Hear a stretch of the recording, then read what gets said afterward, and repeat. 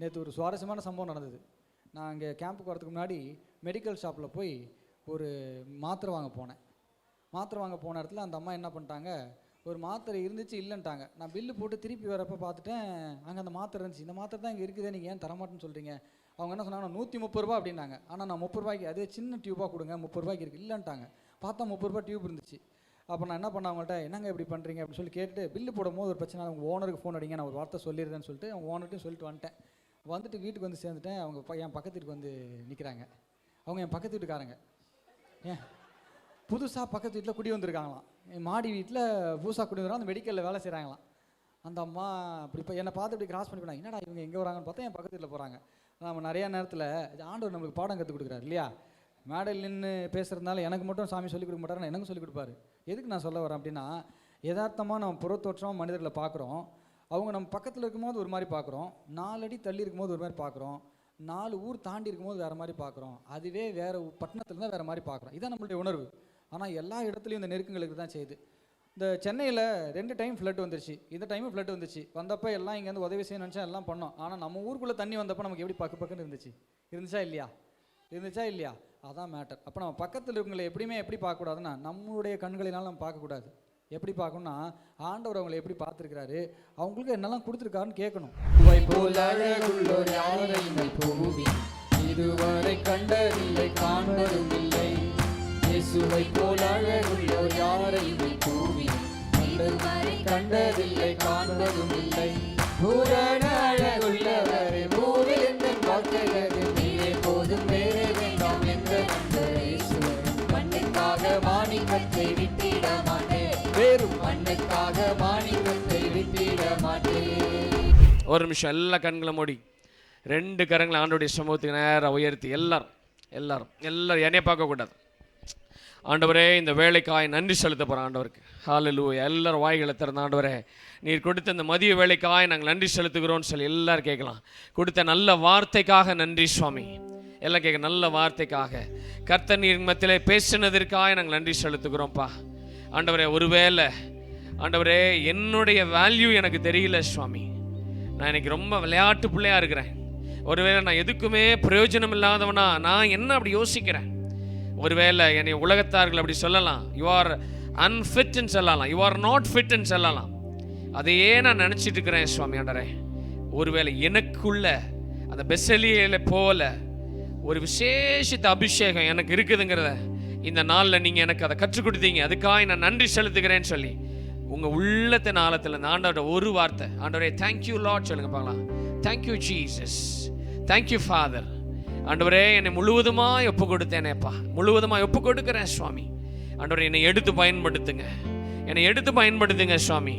ஆண்டவரே, நான் விளையாட்டாக இருந்தாலும் ஆண்டவரே கர்த்தருக்காய் ஓடுவதற்கு, ஆண்டவரே நான் உமக்காக வாழுவதற்கு கர்த்தர் கிருபை கொடுங்க சுவாமி. ஆண்டவரே, நான் படிக்கிற இடத்துல, நான் வேலை செய்கிற இடத்துல, நான் ஆண்டவரே என்னை சுற்றி இருக்கிற இடத்துல, என் சர்ச்சில் நான் பழைய வாழ்க்கை வாழக்கூடாது, ஒரு புது மனுஷனாய் மாறணும்.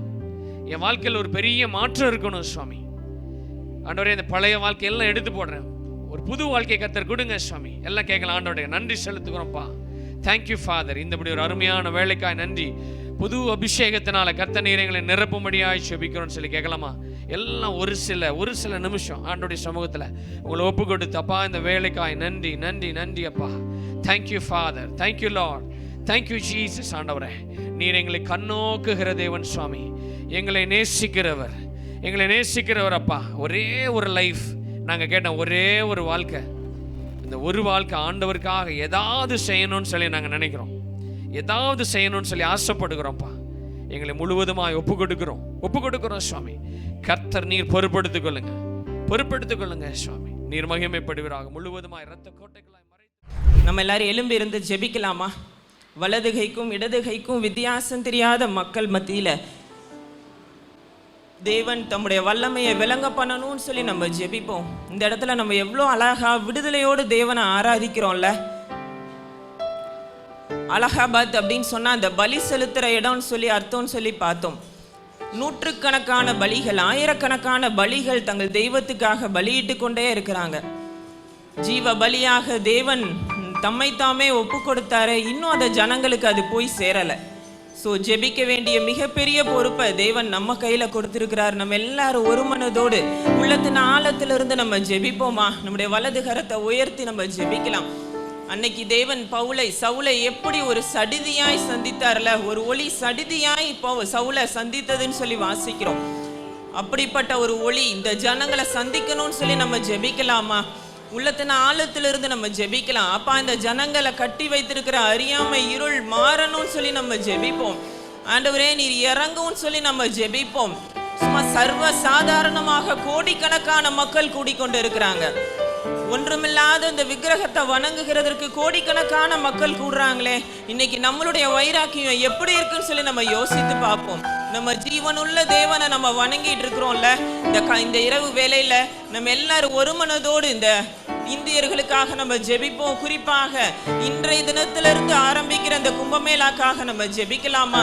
ஆண்டவரே, இந்த ஜனங்களுக்கு இறங்குங்கப்பான்னு சொல்லி நம்ம கேட்போம்.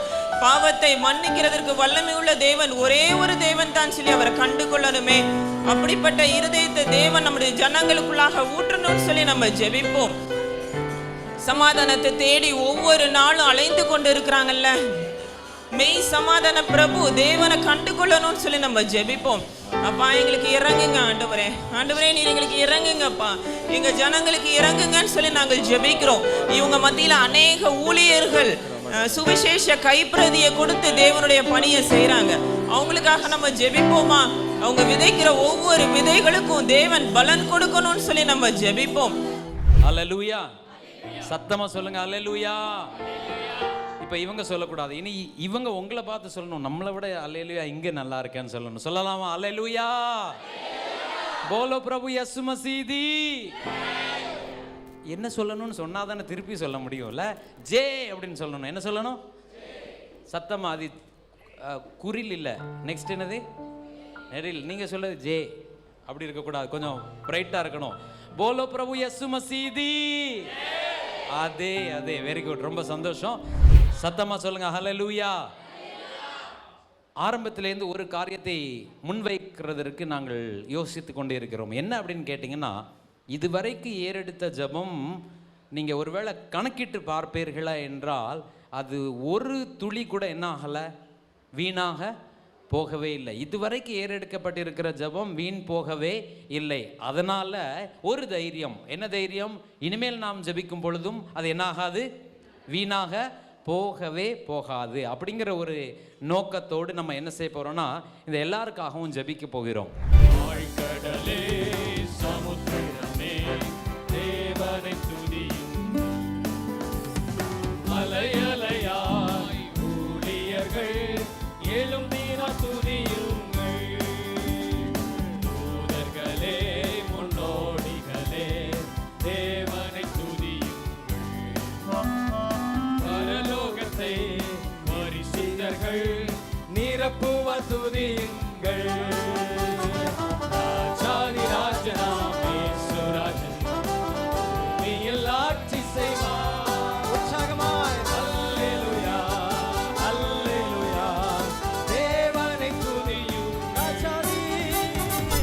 அல்லேலூயா, அல்லேலூயா, அல்லேலூயா. நீங்களும் நானும் யாரு? ஆபிரகாமினுடைய, சொல்லுங்க சொல்லுங்க, கேட்கல, ஆபிரகாமினுடைய சந்ததி. வசனம் என்ன சொல்லப்பட்டிருக்கு பாருங்க. அது எபிரேயர் 11ஆம் அதிகாரத்தில் என்ன சொல்லப்பட்டிருக்கு பாருங்க. அவர்கள் என்ன செய்தார்களா? அவர்கள் விசுவாசம் பண்ணினதுனால அந்த பட்டணத்தை அடைந்தார்கள், அதை பெற்றுக்கொண்டார்கள் என்று சொல்லப்பட்டிருக்கிறது. அதை பிடித்து கொண்டார்கள் என்று சொல்லப்பட்டிருக்கிறது. நீங்க பிடித்துக் கொள்வீங்களா? உங்க ஊர்ல உங்க வீட்டில் பிரச்சனை இருக்கலாம், உங்க குடும்பத்தில் குழப்பம் இருக்கலாம், உங்க சபையில பல பிரச்சனைகள் இருக்கலாம், இந்தியாவில் யாரோ ஒருத்தர் ஆட்சி செய்யறதுனால நமக்கு எல்லாருக்குமே கஷ்டங்கள் இருக்கலாம். ஆனால் நீங்களும் நானும் யாருடைய சந்ததி? பக்கத்தில் உள்ள பார்த்து சொல்லுங்க. உங்க சாரை அடிக்கலாமா? நீங்க யாரு? நல்லா தோளை தட்டி சொல்லுங்க, தோளை தட்டி சொல்லுங்க. நீங்க ஆபிரகாமினுடைய சந்ததி. அல்லேலூயா. நல்ல கையை கொடுங்க, நல்ல கையை கொடுத்து சொல்லுங்க, ஆபிரகாமினுடைய சந்ததி. அல்லேலூயா, அல்லேலூயா. அந்த சுத்திகரிப்புக்கு அப்புறம் இந்த வீடு ஜெப வீடாக மாறணும். ஒவ்வொரு சீஷனும் இந்த வீடு, நீங்க தான் அந்த வீடு, நீங்க தான் அந்த ஆலயம், நீங்க தான் தேவன் வாசிக்கிற, தேவன் வந்து வாசம் செய்யற இடமாக இருக்கிறீங்க. இந்த ஆலயம் எப்படி இருக்குன்னா எப்படி இருக்கணும்? ஜெபம், ஜெபத்தின் வீடாக இருக்க வேண்டும். எல்லா பணத்தின் ஆசைகள், பொருள் ஆசைகள், உலகத்தின் ஆசைகள், உலகத்தின் இச்சைகள் எல்லாவற்றையும் ஆண்டவர் சுத்திகரிப்பார். இதான் ஃபர்ஸ்ட் ஸ்டெப் ஆஃப் ரிவைவல். எழுப்புதலோட முதலாவது ஒரு அடையாளம் இதான். ரெண்டாவது, இந்த ஆலயத்தை, அதாவது நீங்க தான் அந்த ஆலயம், இது ஜெபத்தின் வீடு. ஜெபம்னா என்ன தெரியுங்களா? தேவனோட ஒரு பேசுற ஒரு பழக்கம். நம்ம தேவைக்கு மட்டும் அநேக நேரத்தில் ஆண்டவர்கிட்ட போறோம். ஆண்டவரே எனக்கு பருப்பு வேணும், அரிசி வேணும், என்ன வேணும், அது பேர் ஜெபம், அது பேர் விண்ணப்பம். ஆனா ஜெபங்கிறது வந்து நீங்களும் தேவனும் அந்த ஒன்றாக இருக்கிற ஒரு அனுபவம். ஹல்லேலூயா. அது சபைக்குள்ள காணப்படணும், உங்களுக்குள்ள காணப்படணும், சீஷனுக்குள்ள காணப்படணும். முடியாததும் சாத்தியமாகுமே, நீ வந்தால் சூழ்நிலை மாறுமே. முடியாததும் சாத்தியமாகுமே, நீ வந்தால் சூழ்நிலை மாறுமே. முடியாததும் சாத்தியமாகுமே, நீ வந்தால் சூழ்நிலை மாறுமே. முடியாததும் சாத்தியமாகுமே. நிறைவே நீ வாருமே, நிறைவே Lord, நீ வேண்டுமே, நிறைவே நீ போதுமே. ஆவியானவரே, நிறைவே நீ வாருமே, நிறைவே நீ வேண்டுமே, நிறைவே நீ போதுமே. ஆவியானவரே. ஆண்டவருக்கு நன்றி செலுத்துவோமா? நல்ல உற்சாகமாய் கரங்களை தட்டி அல்லேலூயா எல்லாரும் சொல்லுங்க. நீர் வந்தால் சூழ்நிலை மாறும். எங்கட இந்தியாவில் நீங்க ஆளுகை செய்தால் சூழ்நிலை மாறும். எங்க வீட்டை நீங்க ஆளுகை செய்தால் சூழ்நிலை மாறும். என்னை நீர் ஆளுகை செய்தால் எல்லாமே மாறும். நல்ல கரங்களை தட்டி ஆண்டவருக்கு நன்றி செலுத்துங்க. ஆண்டவரை துதிங்க. அப்படியே இன்னொரு விஷயம் சேர்ந்து ஆண்டவரை சொல்லலாமா? நீர் வந்தால் சூழ்நிலை மாறுமே, முடியாதது. இந்த இந்தியாவில் முடியாததுங்கிறது ஒண்ணுமே இல்லை. எல்லாரும் சொல்லுங்க. நீர் வந்தால், நீர் வந்தால் எங்க ஊர்ல ஆண்டவரே, எங்க பட்டணத்தில் ஆண்டவரே, எங்க காலேஜில் ஆண்டவரே, எங்க வேலை ஸ்தலத்தில் ஆண்டவரே, சாத்தியமாகுமே. நிறைவே நீர் வாருமே, நிறைவே நீர் வேண்டுமே, நிறைவே நீ போதுமே. ஆவியானவரே, நிறைவே நீர் வாருமே, நிறைவே நீர் வேண்டுமே, நிறைவே நீ போதுமே.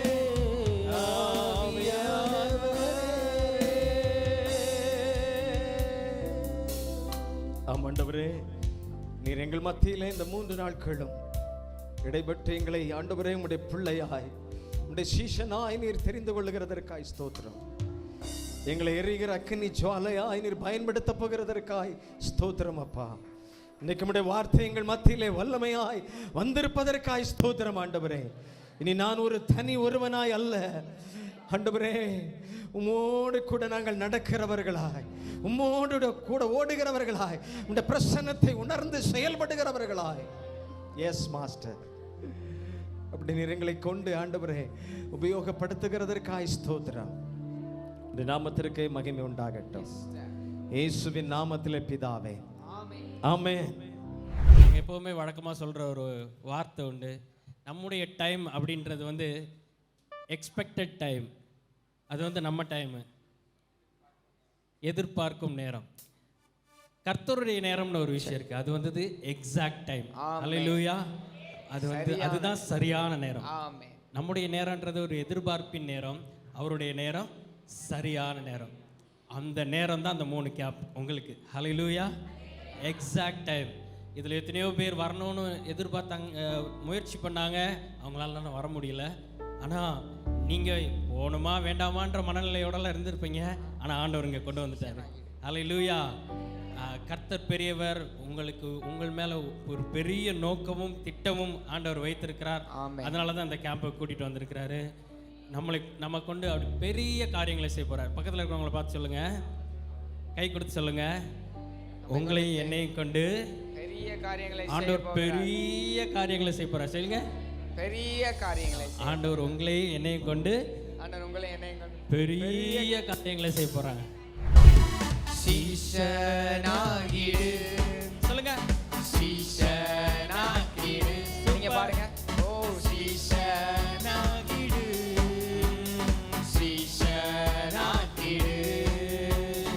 ஆண்டவர் கட்டளை கீழ்ப்படி துரிதமாக நீ செயல்படு. இயேசுவின் கட்டளை கீழ்ப்படி துரிதமாக நீ சீஷனாகிடு. சொல்லாமா, மாற்றிடு, துரிதமாக நீ புறப்படு. மாறிடு, மாற்றிடு, துரிதமாக நீ புறப்படு. மறுபடியும் கர்த்தர் மோசேயை குறித்து சொல்லும் போது அழகா சொல்றாரு, என் தாசன் ஆகிய மோசேயோ, இல்ல என் தாசன் ஆகிய மோசேயோ என் வீட்டில் எங்கும் உண்மை உள்ளவன். முதல்ல அவர் அவ்வளவு பெருமைப்படுறார். ஆண்டவர் மோசேயை பார்த்து என் தாசன் அப்படின்னு சொல்றாரு. இன்னைக்கு இவ்வளவு நாள் செய்தி கேட்கிற நம்ம பார்த்து என்ன சொல்றாங்க ஜனங்க? நம்மளை பார்த்து நம்ம கணவன் மனைவி என்ன சொல்றாங்க? கர்த்தருக்கு பிரியமான பிள்ளை, கர்த்தருக்கு பிரியமான மகன் அப்படின்னு சொல்றாங்களா? அல்லது ஆண்டவர் நம்மளை பார்த்து என்ன சொல்லுவாரு? என் தாசன்னு சொல்லுவாரா? எத்தனை பேர் அப்படி யோசித்து பார்க்குறீங்க? நான் ஆண்டவருடைய பிள்ளை, ஆண்டவர் என்னை பார்த்தா நீ என்னுடையவன் சொல்லுவாரு அப்படின்னு எத்தனை பேருக்கு அந்த தைரியம் இருக்குது? ஹல்லேலூயா. அப்போ அப்படி உள்ளனா அடுத்தது என்னவா இருக்குன்னு தெரியுமா? அவன் உண்மை உள்ளவனாய் இருந்தான். ரைட்? இந்த உண்மை உள்ளவனானோன்னு நான் ரெண்டு கேள்வி கேட்குறேன். எத்தனை பேர் உங்களுக்கு நீங்களே உண்மையா இருக்கிறீங்க? எத்தனை பேர் நீங்கள் உங்களுக்கு உண்மையா இருக்கிறீர்கள்? அநேக நேரம் மாய்மாலமான வாழ்க்கை. யாரோ பார்க்கிறார்கள், அவர்கள் என்ன தப்பா நினைச்சிடக்கூடாது. யாரோ வெளியே இருந்து பார்க்கிறார்கள், அல்லது எனக்கு சீனியர் பார்க்குறாங்க, எனக்கு பெரியவங்க பார்க்குறாங்க, ஆலயத்தில் போதகர் பார்க்குறாங்க. இதுக்கெல்லாம் நான் என்னவா இருக்கக்கூடாது? மாசு மறுஅற்றவனாய் நான் காணப்பட வேண்டும். இது அநேகருடைய வாழ்க்கையில் நம்ம இன்னைக்கு அப்படிதான் இருக்கிறோம். ஆனால் நாம் நமக்கு உண்மை உள்ளவர்களாக இருக்கிறோமா? நாம் அப்படி இருப்போம் என்று சொன்னால் கர்த்தருடைய பார்வையில் கர்த்தருக்கு உண்மை உள்ளவர்களாய் நாம் இருப்போம். ஏன் தெரியுமா? நீங்க செய்கிற தப்பு, நீங்க யோசிக்கிற யோசனைகள், சிந்தனைகள் எல்லாவற்றையும் யார் அறிந்திருக்கிறார்? கர்த்தர் அறிந்திருக்கிறார். அவருக்கு மறைவானது ஒன்றுமில்லை. உன் வாயின் வார்த்தைகள் புறப்படும் முன்னமே அவைகளை அறிந்திருக்கிறேன். நாம் யோசிக்கிற காரியத்தை அவர் அறிந்திருக்கிறார். இருதயத்திலே ஒன்று உருவாகும் முன்னமே அவைகளை அறிந்திருக்கிற தேவன். இப்ப யோசித்து சொல்லுங்க, நம்ம உண்மை உள்ளவர்களா இருக்கிறோமா? உங்க பிள்ளைகள் தானே ஆத்துமாக்கள். அவங்களுக்காக அழுகிறவர்கள் யார்? அவங்களுக்காக கண்ணீர் வடிக்கிறவங்க யார்? உங்களுக்காகவும் எனக்காகவும் நமக்காகவும் மட்டும் வடிக்கிற. ஏன்னா கடைசி காலத்தின் மிகப்பெரிய ஆபத்தை நீங்க படிச்சு பார்க்கும்போது 2 தீமோத்தேயு 3 இருக்குது. தற்பிரியம். என்ன பிரியம்? இன்னைக்கு நம்ம 100க்கு 100 அண்ணன் சொன்னாங்க, செங்கடலை பிளந்து விடு அப்படின்ன உடனே ரொம்ப பேர் சொன்னாங்களாம், மண்டைய எதை பிளந்துரு? ஆனா இன்னைக்கு ரட்சிக்கப்பட்ட ஊழியத்திற்கிற நம்ம பிளக்க வேண்டியது என்னதுன்னு இதுவான்? தற்பிரியம் என்கிற மண்டைய. சத்தமா, என்னைய விட சத்தமா சொல்லுங்க பார்க்கலாம். தற்பிரியம் என்கிற அந்த மண்டையை உடைச்சிட்டோம்னா நமக்குள்ள தேவ பிரியம் வந்துடும். அல்லேலூயா. நமக்குள்ள என்ன பிரியம் வந்துவிடும்? அல்லேலூயா.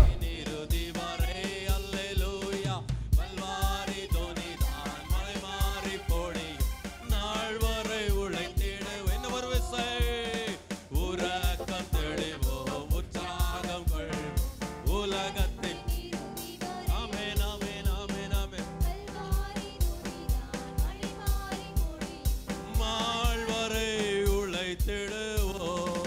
ஹல்லேலூயா. உறக்கம் கொள்ளாமல் உற்சாகத்தோடு ஓடினவர்கள் நிமித்தமே சுவிசேஷம் இன்ற அளவுக்கும் பரம்பிக் கொண்டிருக்கிறது. கிறிஸ்தவத்தை அழிக்க நினைத்தவர்கள் எத்தனையோ மனிதர்கள். கொடிய நீரோ மன்னன் சொன்னான், கிறிஸ்துவின் நாமத்தை உலகத்திலிருந்து அழித்துதான் நான் உயிர் விடுவேன் என்று சொன்னான். முடிவில் என்ன நடந்தது தெரியுமா? அவன் சாகிற தருவாயில் மண்ணை எடுத்து வானில் தூக்கி போட்டவன் அவன் சொன்னான், இயேசுவே நீயே ஜெயித்தா என்று சொல்லி அவன் மரித்து போனான், அவன் மடிந்து போனான், அவன் பேர் முதலான எல்லாம் மறைந்து போய்விட்டது. ஆனாலும் ஆனாலும் ஆனாலும் இயேசு கிறிஸ்துவின் நாமமே இன்றைக்கும் நித்திய காலமாய் உயர்ந்திருக்கிறது. அது மறையாது, அது அழியாது.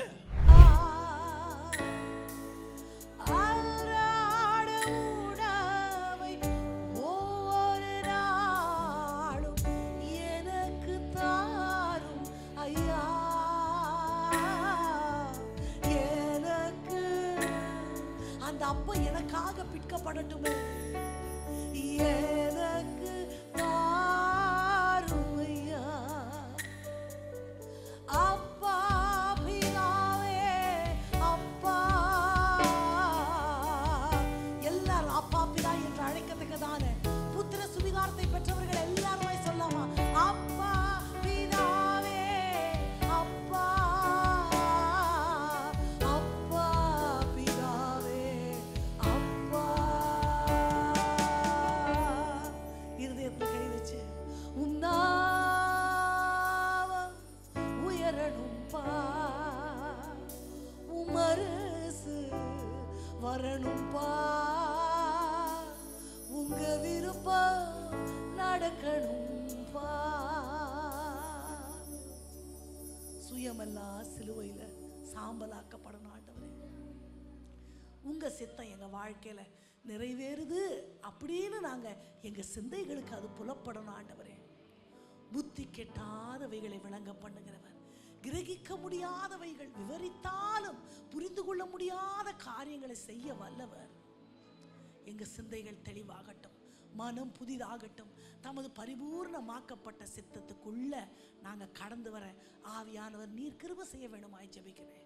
திருக்கரங்களில் ஒப்பு கொடுக்கிறோம் இயேசுவின் நாமத்தில் பிதாவே. அதை எனக்கு நினைவுக்கு வருகிறது, அதை நான் உங்களுக்கு சொல்ல விரும்புகிறேன். கரண்ட்டு கம்பம் பார்த்துருக்குறோம்ல, இபி கரண்ட்டு கம்பம், ஒரு எலும்பு கூடு போட்டு 2 எலும்பு வச்சு அது எலும்பு கூடு போட்டு அபாயம்னு போட்டிருக்கோம் இல்லையா? ஏன் அப்படி போட்டிருக்காங்க? நிறைய வால்ஸ் அது கிட்ட போய் நம்ம தொட்டோம்னா ஷாக் அடித்து இறந்துறதுக்கு வாய்ப்பு இருக்குது. அது கிட்ட வரக்கூடாதுன்னு ஒரு ஒரு வார்னிங்காக அந்த படத்தை போட்டு வச்சுருப்பாங்க. உயரமான கம்பம், பல லட்சக்கணக்கான வால்ஸ், கரண்ட் அதில் பாய்ந்து கொண்டு இருக்கிறது. அந்த கம்பியை தொடறதுக்கு 10 அடிக்கு முன்னாடியே மனுஷன் சுருண்டு கீழே விழுந்து மரக்கட்டை ஆகிடுமா. அவ்வளோ பவர் கரண்ட் அதில் பாய்ந்து கொண்டு இருக்கிறது. யாருமே கிட்ட போக முடியாது. அதில் பழுது ஏற்பட்டால் எல்லா கரண்ட்டையும் ஷட் டவுன் பண்ணிவிட்டு அதற்கென நியமிக்கப்பட்டவர்கள் தான் போய் அதை பழுது பார்க்க முடியும். அப்படிப்பட்ட ஒரு கம்பம், புத்தி சுயாதீனம் இல்லாத ஒரு பைத்தியம் பிடித்த மனுஷன் வேகமாக அதில் ஏறுகிறான். எல்லாம் பார்க்குறாங்க, டேய் டேய் டேய்னு கத்துறாங்க. எல்லாரும் கத்தின உடனே பயந்து இன்னும் வேகமாக ஏறுறான். என்ன பண்ணுறது? இன்னும் 4 அடி கிட்ட போனான்னா சுருண்டு அவன் வந்து விழுந்துருவான். என்ன செய்யறது? எல்லாரும் பயத்தில் கத்துறாங்க, ஓலமிடுறாங்க. இந்த சத்தத்துக்கு வேக வேகமாக ஏறிக்கொண்டே இருக்கிறான். ஒரு ஞானமுள்ள முதியவர் வந்தார். எல்லாரும் அமைதியாக இருங்க. அப்படியே ஒரு பின் ட்ராப் சைலண்ட். எல்லாரும் கத்துனதில் பயந்தவன் என்னமோ சத்தமே இல்லையேன்னு அப்படியே மெதுவாக கீழே பார்க்குறான். ஒரு பாட்டி வடை விற்று கொண்டிருந்தாங்க. ஒரு கூடை நிறைய வடை வச்சு விற்றுக்கிட்டு இருந்தாங்க. இந்த தாத்தா போய் அந்த வடையை எடுத்துகிட்டு வந்து இப்படி வச்சுக்கிட்டாரு. அந்த பைத்தியக்காரனை பார்த்து அப்படின்னாரு. அப்படின்னா என்ன அர்த்தம்? இது எல்லாம் உனக்கு தான், இறங்கி வா. எதை நோக்கி போய்கிட்டு இருக்கிறோம், எந்த ஆபத்துனே தெரியாமல் ஏறனா ஒரு வடையை பார்த்த உடனே கடகடன்னு இறங்கிட்டான். அவன் பசியாக இருக்கான்ல. இறங்கின உடனே ஒரு 2 வடையை அவன் கையில் கொடுத்துட்டு அதற்கான காசை அந்த பாட்டிக்கிட்ட கொடுத்துட்டு அவனை தூரம் கூட்டிகிட்டு வந்துட்டார். அவன் ஜீவனை காப்பாற்றிட்டார். இது ஒரு சாதாரண ஒரு ஞானமுள்ள மனிதன் ஒரு ஜீவனை காப்பாற்றின கதையாக நமக்கு தெரியும். நான் எப்படி பார்க்கிறேன் என்றால், அந்த கம்பத்தில் ஏறின மனிதர்களாக நம்ம தான் இருக்கிறோம். எதை நோக்கி நம்ம ஓடுறோம்னு நமக்கு தெரியலை, எதையோ நோக்கி ஓடிக்கொண்டே இருக்கிறோம்.